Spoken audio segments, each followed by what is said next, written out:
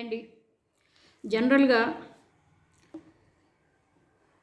ప్రభుత్వాలలో ఉన్న చీఫ్ మినిస్టర్లు కావచ్చు, ప్రధానమంత్రులు కావచ్చు, ముఖ్యమంత్రులు కావచ్చు, వీళ్ళు దిగిపోయిన తర్వాత, ఓడిపోయిన తర్వాత, దిగిపోయిన తర్వాత ఎప్పుడైతే వీళ్ళు ఎక్స్ చీఫ్ మినిస్టర్లుగాను, ఎక్స్ ప్రైమ్ మినిస్టర్లుగా ఉంటారో వాళ్ళకి మామూలుగా ఎప్పుడూ ఇచ్చే ఏదైతే సెక్యూరిటీ ఉంటుందో అదే సెక్యూరిటీ ఉంటుంది. ఎందుకంటే వాళ్ళు ప్రభుత్వంలో ఉన్నప్పుడు కొన్ని కొన్ని కొన్ని కొన్ని శక్తులకు కావచ్చు, కొంత వ్యక్తులకు కావచ్చు, వ్యతిరేకమైన డెసిషన్స్ తీసుకుని అవి ఇంప్లిమెంట్ చేసి ఉంటారు. కాబట్టి డెఫినెట్గా వాళ్ళకి ఒక రకమైన ఒక థ్రెట్ పొంచి ఉంటుంది. అలాగే జడ్జెస్ కూడా అలాగే ఉంటుందండి. జడ్జెస్ వాళ్ళు కూడాను మంచి భద్రతలో ఉంటారు. వాళ్ళు కూడాను ఏదో ఇప్పుడు ఉన్న జడ్జి కావచ్చు, సర్వీస్లో ఉన్న జడ్జి కావచ్చు, లేకపోతే సర్వీస్లో నుంచి రిటైర్ అయిపోయిన జడ్జిలు కావచ్చు, ఎవరైనా సరే మిలిటరీ ఆఫీసర్లు కావచ్చు, పెద్ద పెద్ద ర్యాంకులో ఉన్న వాళ్ళు అయితే ఇప్పుడు మనం అంతా బాగానే ఉంది మరి. కానీ జగన్మోహన్ రెడ్డి గారి సెక్యూరిటీకి వచ్చేసరికి అది అసలు ఆయన ఒక మనిషి కానట్టు, ఆయన ఏదో పులివెందలకి మాత్రము చెందిన ఒక ఎమ్మెల్యే అయినట్టు చాలా ఎగతాళి ఎద్దేవాళ్ళు. ఈ ఎద్దేవాళ్ళు మూలంగాను మనుషుల్లో విపరీతమైన వ్యతిరేకత వస్తూ ఉంటుంది. అది వాళ్ళకి అర్థం కావటంలా.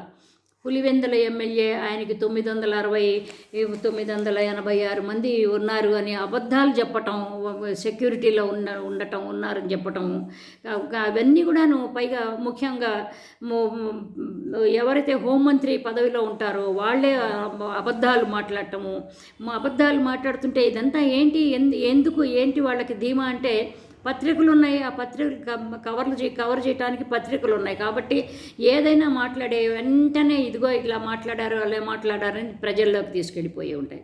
కాబట్టి జగన్మోహన్ రెడ్డి గారికి అంతకుముందు ఎంతైతే భద్రత ఇచ్చారో 139 మంది మాత్రమే ఉండేవాళ్ళు అప్పుడు ఆయన భద్రతలో. దాన్ని తొలగించేసి బాగా కుదించేసేసారు. ఆయనకి తెలియకుండానే, పైగా ఆయనకి కనీసం ఇంటిమేషన్ కూడా ఇవ్వకుండా కుదించేసేసారు. నామమాత్రంగా ఏదో 2+2 3+3 ఏదో ఉంచినట్టున్నారు. అయితే ఇది మొన్న పర్యటనకి వినుకొండ పర్యటనకి వెళ్ళినప్పుడు జగన్మోహన్ రెడ్డి గారు మనం చూసాము. ఆయనకి ఇచ్చిన ఒక బుల్లెట్ ప్రూఫ్ వాహనం అనే ఒక డొక్కు, ఒక కండెమ్డ్, ఒక మూలబడిపోయిన, ఒక ముతకబడిపోయిన ఒక వాహనాన్ని ఇచ్చారు. అది ఆల్రెడీ అంతకుముందు లీడర్స్ అందరూ వాడినవి, బాగా చెత్తగా ఉన్నది. అది పైగా తలుపు వేస్తే లోపల కూర్చుని తలుపు వేస్తే ఆ తలుపు పడిపోతుంది. కానీ తలుపు బయటికి ఎక్కిన వాళ్ళు బయటికి దిగాలంటే ఆ తలుపు తెరుచుకోదు. అట్లాంటి నీచమైన ఒక బండి ఇచ్చారు. ఆ బండి పైగా అట్లా ఇవ్వటమే కాకుండా ఎక్కడో ఆగిపోయింది. అది ఆగిపోవటం మూలంగా ఏమైంది, ఏదో ఇంకొక వేరే కార్యకర్తలో వేరే లీడర్ల కారులోనే వెళ్ళిపోయి ఆయన పని చూసుకుని వెళ్ళిపోయాడు. పైగా జనాలు కూడాను ఎవరు చదివించే చాలామంది ఉన్నారు. జనాలు చెదురుమదురుగా ఊరికే ఫార్మల్గాను ఏదో పోలీసులు ఉన్నారు. పోలీసులు బందోబస్తుగా ఉండటం, ఆయనకి రక్షణగా వచ్చిన వాళ్ళు కాదు. ఊరికే ఏదో ఒక రకమైన స్పెక్టేటర్స్ గాను వచ్చినట్టుగాను వచ్చారు వాళ్ళు. చాలా ఆందోళనగా ఉంటుంది ఇట్లాంటివి. మరి ప్రాణం అంటే అందరిది ప్రాణమే. మరి అలిపిరి ఘటనలో జరిగినప్పుడు చంద్రబాబు గారికి అప్పుడు ఆయన చీఫ్ మినిస్టర్గానే ఉన్నాడు. ఇప్పుడు ఆయన జరిగింది సరే. అది బేస్ చేసుకుని ప్రతిసారి ఇప్పుడు 20 సంవత్సరాల పైన అయిపోయింది అది సంఘటన. కానీ అది ఒకటి బేస్ చేసుకుని ప్రతిసారి నాకు Z+ కావాలి, నాకు Y కావాలి, నాకు ఆ సెక్యూరిటీ కావాలి అన్నీ అడుగుతూనే ఉన్నాడు ఆయన. ఇస్తూనే ఉన్నారు సెంట్రల్ గవర్నమెంట్ కూడా. కానీ ఏంటంటే జగన్మోహన్ రెడ్డి గారికి మాత్రం ఇవ్వలేదు. ఏదైతే ఉన్నదో అంతకుముందు 139 మందితో సెక్యూరిటీ వాళ్ళతో ఉన్నదో అదంతా కుదించేసింది రాష్ట్ర ప్రభుత్వం, కొత్త ప్రభుత్వము.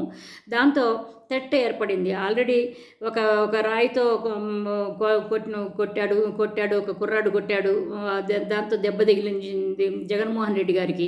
తర్వాత అంతకుముందు ఒక విమానాశ్రయంలో ఒక హత్యా ప్రయత్నం జరిగింది. ఇవి కూడా రెండు ఏంటంటే ఒక వేళాకోళంగా చేసింది తెలుగుదేశం ప్రభుత్వం కావచ్చు, పార్టీ కావచ్చు. గులకరాయి అని లేకపోతే కోడికత్తి అని ఇట్లాగు.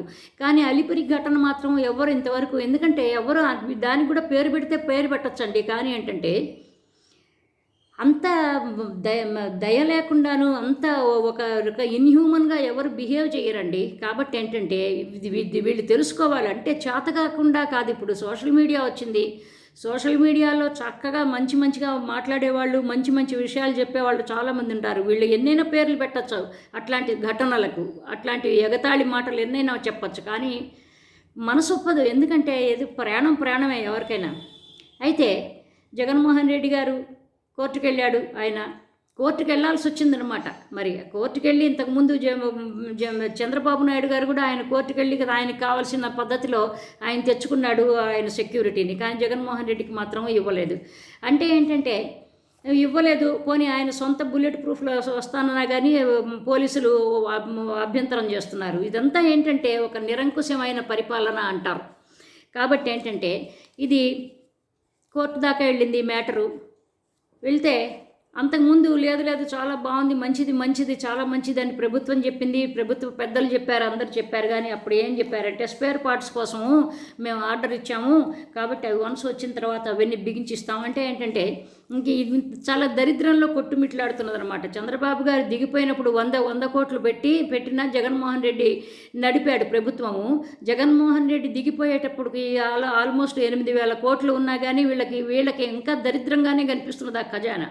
కాబట్టి ఏది చేయాలన్నా కానీ మరి వాళ్ళ ఆఫీసులన్నీ కూడాను కొత్తగా చక్కగా వాళ్ళన్నీ రీమోడల్ చేసుకుంటున్నారు. వాళ్ళకి వాస్తులు గీస్తులు అన్నీ కూడాను కావాల్సిన విధంగా వాళ్ళు చేసుకుంటున్నారు. కానీ ఏంటంటే అన్నిటికీ డబ్బులు ఉంటాయి. కానీ ఏముంది, ఒక బుల్లెట్ ప్రూఫ్ వాహనానికి కొత్తగా కొని ఇవ్వటానికో లేకపోతే ఒక కొత్తదో ఏదో ఒకటి ఇవ్వటానికి వాళ్ళకి చాలా ఇబ్బంది అయిపోయిందనమాట. కాబట్టి ఏంటంటే ఎందుకంటే ఏం లేదు, జగన్మోహన్ రెడ్డి అనేవాడు భూమి మీద ఉండకూడదు. అది చాలాసార్లు ఇప్పుడు ఉన్న ముఖ్యమంత్రి గారు చాలాసార్లు చెప్పారు. వాడిని కొట్టాలి, తన్నాలి, వాడిని నిన్ను చంపితే అడిగేవాడెవడు అని చాలాసార్లు ఈయనే అన్నాడు ఇప్పుడు ముఖ్యమంత్రి గారు. తర్వాత ఇప్పుడు స్పీకర్గా పనిచేస్తున్న ఆయన కూడాను చాలా మాట్లాడాడు. ఆయన కూడాను చావలేదు కదా, ఇంకా ఓడిపోయాడు కానీ చావలేదు కదా, పావును చంపినట్టు కొట్టినట్టు కొట్టాలి, చంపాలి అన్నట్టుగాను. సో ఇవన్నీ కూడాను మనసులో మరి నిజంగాను యథాలాపంగా వచ్చింది కాదు, ఇది కావాలని అన్నవే మాటల్లాగానే అనిపిస్తున్నాయి ఇప్పుడు.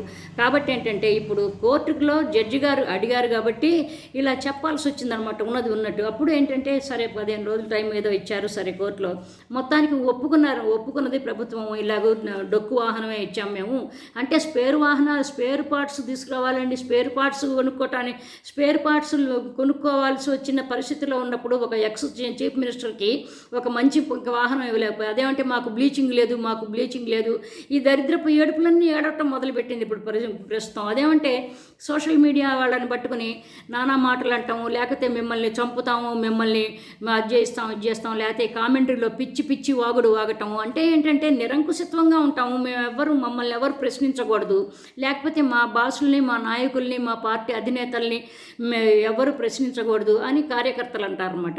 చంపేస్తే చంపేయండి, అందరినీ చంపేసి హాయిగా మీరే బతకండి, 1000 సంవత్సరాలు బతికండి, చాలా బాగుంటుంది. కాబట్టి ఏంటంటే ఇది ఇంత నిరంకుశత్వము నాయకుల పట్ల కావచ్చు, లేకపోతే నాయకులు చేసిన మంచి పనులని పొగిడేవాళ్ళు కావచ్చు, లేకపోతే మంచి పనులు చేసిన నాయకులనే పొగిడేవాళ్ళు అంటే బాగాలేదు. అంటే అసలు మొత్తం అసలు అందరూ కూడాను అసలు చంపి పడేసేసి మనకు కావాల్సిన మన పార్టీ వాళ్ళు, లేకపోతే మన పార్టీకి ఫ్రెండ్స్గా ఉన్న పార్టీలు వాళ్ళే బాగుంటుంది. అంతేగాని ఇళ్ల మీద పడతాము, దోచుకుంటాము, తంతాము, కొడతాము, గుద్దుతాము అంటే చచ్చిపోతే మరీ మంచిది. అందరికీ చావు అనేది ఒకటే ఉంటుంది. కాబట్టి ఇది కూడా గుర్తుపెట్టుకోవాలి.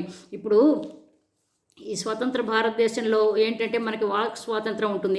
ఎవరు తిట్టడం లేదు. వాళ్ళు అన్నట్టుగాను డీకే బోసు డీకే అని ఎవరు అంటల్లా చీఫ్ మినిస్టర్ని పట్టుకుని. కానీ ఏంటంటే ఇది ఈ ప్రభుత్వంలో ఇలా చేయటం బాగాలేదు, ఈ పద్ధతి బాగాలేదు, ఈ పద్ధతి బాగుంటుంది, ఈ పద్ధతిగా ఎందుకు చేయటం లేదు అంటే ఇంకా కారాలు మిరియాలు నూరుతున్నారు, కత్తులు నూరుకుంటున్నారు, కారాలు మిరియాలు నూరుకుంటున్నారు అంటే ఇది చాలా తప్పుడు సంకేతం వెళ్ళిపోతుంది. ఎందుకంటే ఇట్లాగే అక్కడ ఆఫ్ఘనిస్తాన్లో, పాకిస్తాన్లో ఇట్లాగే చేసేవాళ్ళు.